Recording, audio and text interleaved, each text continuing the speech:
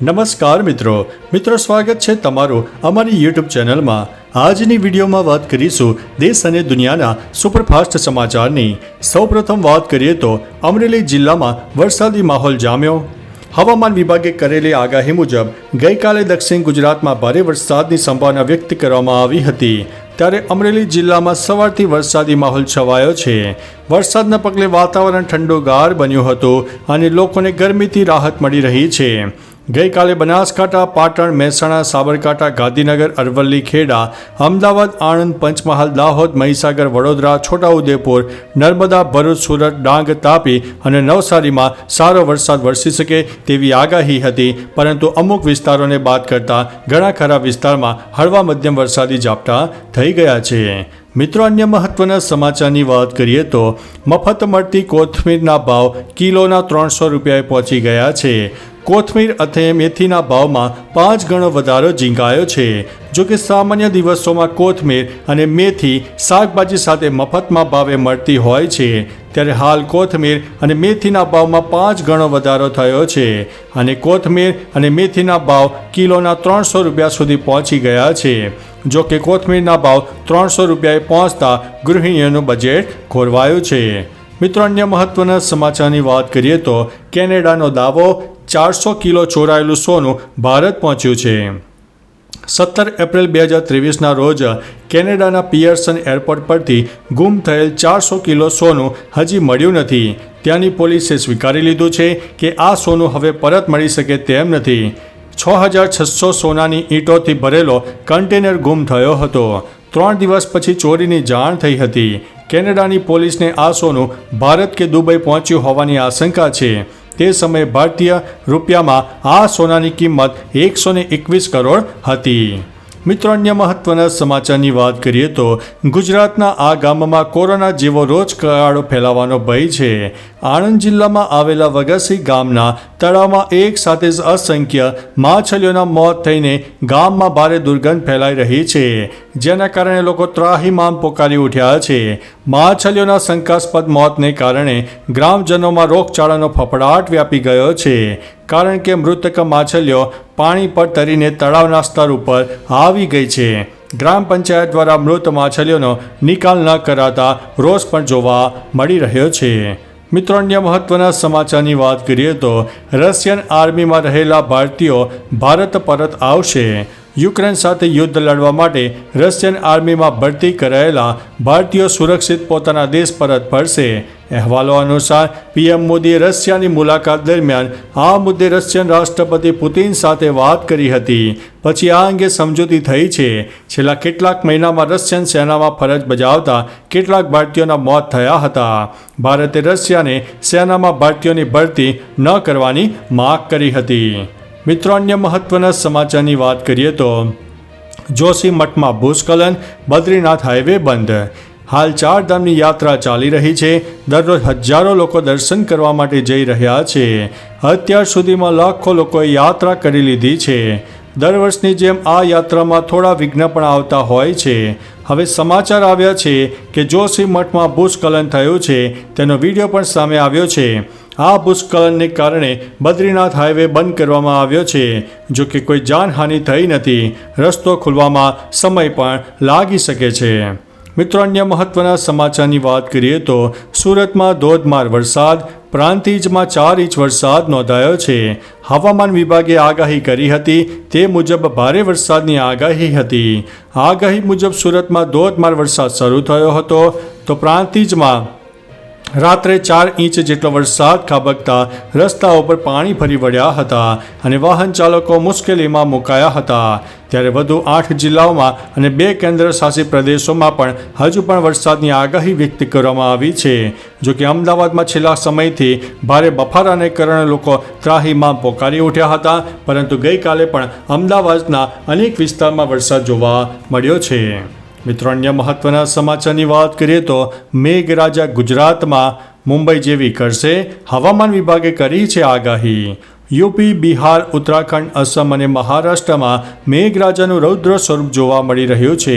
ભારે વરસાદના પગલે આસામમાં 78 લોકોના મોત થયા છે અને 23 લાખ લોકો પ્રભાવિત થયા છે.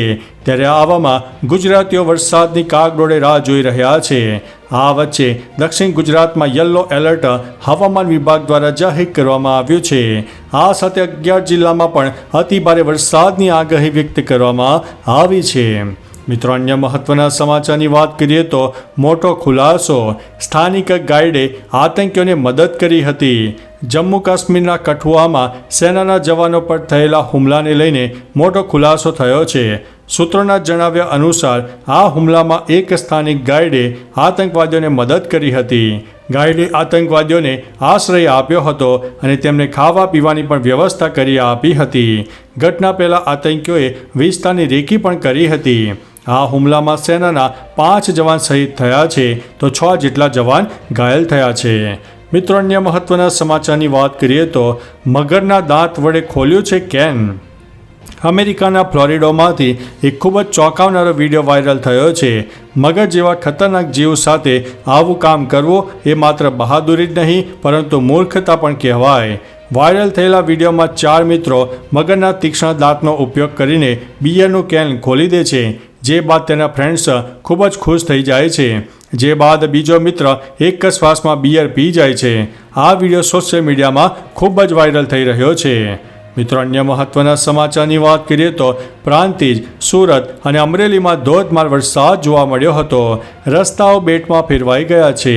સાબરકાંઠામાં છેલ્લા 24 કલાકમાં વરસાદ વરસ્યો હતો. રાત્રિ દરમિયાન 4 ઇંચ જેટલા વરસાદના પગલે નીચાણવાળા વિસ્તારોમાં પાણી ભરાઈ ગયા છે. જો કે વરસાદ બંધ થતાં પાણી ઓસરી ગયા હતા. ત્યારે મિત્રો, હજુ પણ 8 જિલ્લાઓ અને 2 કેન્દ્રશાસિત પ્રદેશમાં અતિભારે વરસાદની આગાહી વ્યક્ત કરવામાં આવી છે. જો કે સુરત અને અમરેલીમાં સવારથી જ ધોધમાર વરસાદ વરસી રહ્યો હતો. મિત્રો, અન્ય મહત્વના સમાચારની વાત કરીએ તો ગડકરીએ જણાવ્યું છે કે ડ્રાઈવરલેસ કારને મંજૂરી નહીં મળે. કેન્દ્રીય પરિવહન મંત્રી નીતિન ગડકરીએ ડ્રાઈવરલેસ કાર અંગે મોટું નિવેદન આપ્યું છે. તેમણે કહ્યું છે કે હું છું ત્યાં સુધી ભારતમાં ક્યારેય ડ્રાઈવરલેસ કારને મંજૂરી નહીં આપું. મેં અમેરિકામાં પણ કહ્યું હતું કે ભારતમાં જો આવી કારને મંજૂરી મળશે તો લગભગ 80 લાખ ડ્રાઈવરો નોકરી ગુમાવશે. દેશમાં મોટી સંખ્યામાં લોકો ડ્રાઈવર તરીકે કામ કરે છે. આવા વાહનો માત્ર નાની વસ્તીવાળા દેશો માટે યોગ્ય છે.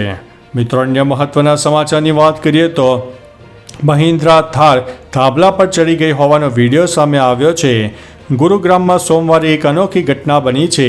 ગુરુગ્રામમાં મહિલા મહિન્દ્રા થાર લાઇટના થાંભલા પર લટકતી જોવા મળી છે. જેને જોવા માટે લોકોના ટોળા વળ્યા હતા. જેનો વિડીયો પણ સોશિયલ મીડિયામાં વાયરલ થઈ રહ્યો છે.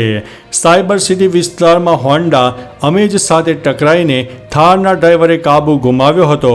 બંને કાર વચ્ચે એટલી જોરદાર ટક્કર થઈ હતી કે એસયુવીએ એક થાંભલા પર ચડી ગઈ હતી. આ ઘટના સીસીટીવી કેમેરામાં કેદ થઈ છે. મિત્રો, અન્ય મહત્વના સમાચારની વાત કરીએ તો રશિયાએ બાળકોની હોસ્પિટલ પર હુમલો કર્યો. 41 લોકોના મોત. રશિયાએ યુક્રેનમાં બાળકોની હોસ્પિટલ પર હવાઈ હુમલો કર્યો હતો. આ હુમલામાં બાળકો સહિત 41 લોકોના મોત થયા છે. જ્યારે 170થી વધુ લોકો ઘાયલ થયા છે. હુમલા બાદ 600થી વધુ દર્દીઓને અન્ય હોસ્પિટલમાં ખસેડવામાં આવ્યા હતા. હુમલાના કારણે ઇમારત ધરાશાયી થઈ ગઈ હતી. આ દરમિયાન રાષ્ટ્રપતિ ઝેલેન્સ્કીએ લશ્કરી અધિકારીઓને ઇમરજન્સી બેઠક પણ બોલાવી હતી. મિત્રો, અન્ય મહત્વના સમાચારની વાત કરીએ તો રથયાત્રામાં ભાજપના એમએલએની ગાળાગાળી સામે આવી છે. ઈડરના ધારાસભ્ય રમણલાલ વોરા ફરી એક વખત વિવાદમાં આવ્યા છે. 2 દિવસ પહેલાં ઈડરમાં રથયાત્રા નીકળી હતી. તે દરમિયાન ભાજપના જ અનુસૂચિત જાતિના ઉપાધ્યક્ષ નટુભાઈ પરમારને ગાળો અને ધમકી આપવાનો તેમના પર આક્ષેપ થયો છે. જેને લગતા મેસેજ સોશિયલ મીડિયામાં ફરી રહ્યા છે. રમણલાલ વોરાએ નટુભાઈને જોઈ લેવાની ધમકી આપવાનું જણાવ્યું છે. રથયાત્રામાં અપશબ્દો બોલતા હાજર લોકો પણ ક્ષોભમાં મુકાયા હતા. મિત્રો, અન્ય મહત્વના સમાચારની વાત કરીએ તો જો ન્યાય નહીં મળે તો મુસ્લિમ બની જઈશું. ગોંડલના ધારાસભ્યનો દીકરો ગણેશ જાડેજાએ દલિત યુવકને મારવાના કેસમાં જેલમાં છે. તેવામાં મોટી મોણપરી ગામે અનુસૂચિત જાતિ સમાજનું સંમેલન યોજાયું હતું, જેમાં 15 ઓગસ્ટે 2 લાખ બાઇક રેલી સાથે ગાંધીનગર જવાની જાહેરાત કરવામાં આવી છે. ગાંધીનગર જઈને મુખ્યમંત્રી, રાજ્યપાલ અને કમલમમાં આવેદનપત્ર આપશે. સરકારે 40 દિવસનું અલ્ટિમેટ અપાયું છે. આ સિવાય મુસ્લિમ ધર્મ અંગીકાર કરવાની પણ ચીમકી ઉચ્ચારવામાં આવી છે. મિત્રો, અન્ય મહત્વના સમાચારની વાત કરીએ તો રેકોર્ડ બ્રેક ગરમી, પારો 53 ડિગ્રીને પાર પહોંચ્યો છે. ભારતમાં વરસાદે કહેર વર્તાવ્યો છે તો વિશ્વના બીજા ખૂણા અમેરિકાના કેલિફોર્નિયામાં ડેથ વેલી નેશનલ પાર્કમાં રવિવારે તાપમાન 53.3 ડિગ્રી સેલ્સિયસ નોંધાયું છે. ડેથ વેલી આવેલા એક પ્રવાસીનું મોત તો બીજાને હોસ્પિટલમાં દાખલ કરવામાં આવ્યો હતો. અમેરિકાના હવામાન વિભાગે મધ્ય અને પૂર્વ વિસ્તારોમાં રહેતા લોકોને ચેતવ્યા હતા. અમેરિકામાં છેલ્લા કેટલાક દાયકાઓમાં સૌથી વધુ ગરમી પડી છે અને લોકોને સાવચેત રહેવા માટે પણ અપીલ કરવામાં આવી છે. તો ચાલો મિત્રો, ફરીથી દેશ અને દુનિયાના સુપરફાસ્ટ સમાચાર લઈને મળતા રહીશો. ત્યાં સુધી અમને રજા આપશો. નમસ્તે.